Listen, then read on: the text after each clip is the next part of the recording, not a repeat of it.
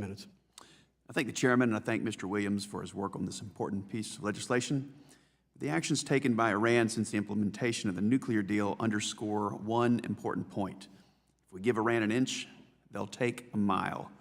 And we've seen that since the previous administration lifted sanctions on Iran Air, which as recently as 2011 was transporting weapons and missiles on behalf of the Islamic Revolutionary Guard Corps.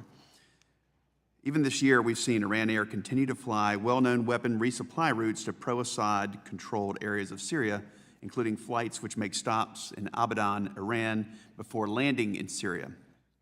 And this is important because Abadan is the site of a suspected IRGC logistical supply hub. So not only does lifting sanctions open the United States up to potentially financing Iran's destabilizing activity and terror program in the region, it creates potential money laundering risks for American financial institutions. Luckily, Mr. Williams' legislation, H.R. 4324, helps address this problem.